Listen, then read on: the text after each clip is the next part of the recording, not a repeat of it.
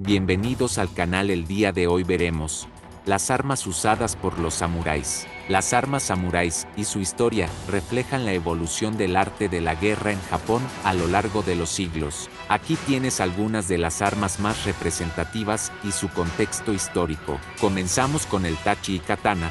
El tachi era una espada japonesa anterior a la katana, pero ambas eran espadas de filo único utilizadas por los samuráis. La katana se popularizó durante el periodo Edo, 1603 a 1868. Debido al carácter curvo de su hoja y a su único filo, la katana es considerada un sable. Su tamaño ronda el metro de longitud y pesa alrededor de 1 kilo. Como tal, está más orientada al corte que a la estocada. Debido a su capacidad de producir heridas de mucha gravedad, era considerada una especie de guillotina de mano. Se la desenvaina con un movimiento axial de rotación, llevando el filo hacia arriba, y se la puede blandir con una o dos manos, siendo esta última modalidad la tradicional. El examen de los huesos de algunas pruebas demuestran que una buena katana con un buen espadachín al mango puede cortar perfectamente un hombre en dos, seccionando incluso hueso de la cadera, uno de los más sólidos de la anatomía humana.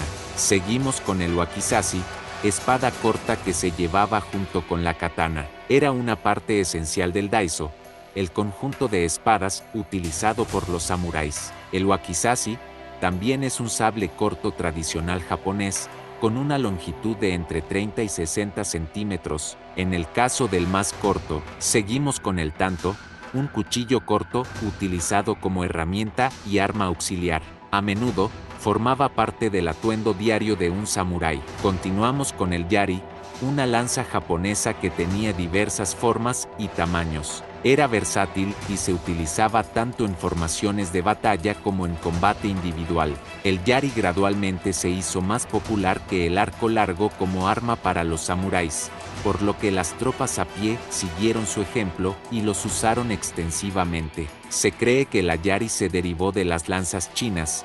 Estos oko-yari se cree pertenecían al período Nara en los años 710 y 794, y estuvieron presentes en la historia temprana de Japón.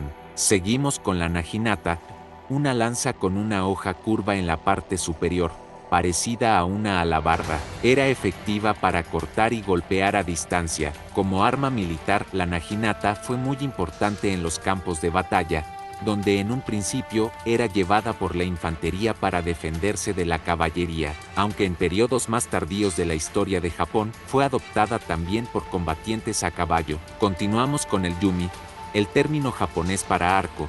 Ya en la etapa previa al orden samurái en el año 1185, el arco y las flechas eran un arma básica para el combate, mucho más utilizada que la espada. De tiempos muy remotos, el yumi es excepcionalmente alto, sobrepasando la altura del arquero. Hechos tradicionalmente de bambú, madera y cuero, el paso de los siglos añadió complejidad y sofisticación a la fabricación del yumi, cuyos materiales principales son la madera y el bambú, con un remate opcional de piel en la empuñadura para su mejor ergonomía. Por último tenemos el teppo o arcabuz, un tipo de arma de fuego temprana. Fue introducido en Japón por los portugueses en el siglo XVI. Los samuráis comenzaron a adoptar esta tecnología. El arcabuz, conocido en japonés como teppo, jugó un papel en la transformación de las tácticas de combate. El teppo era un arma de fuego de mecha, similar a un mosquete, y se caracterizaba por su cañón largo. Su introducción marcó el comienzo de la era de las armas de fuego en Japón. A pesar de la adopción de estos dispositivos, los samuráis continuaron utilizando sus armas tradicionales, como la katana y el arco, junto con los arcabuces en el campo de batalla. Estas armas no solo eran herramientas mortales, sino también símbolos del estatus y la habilidad de los samuráis. Cada una estaba diseñada para complementar el estilo de combate específico del portador y adaptarse a diversas situaciones en el campo de batalla. Muchas gracias por tu visita. Si el video te gustó, tu like y suscripción son de gran ayuda al canal. Nos vemos en el siguiente video.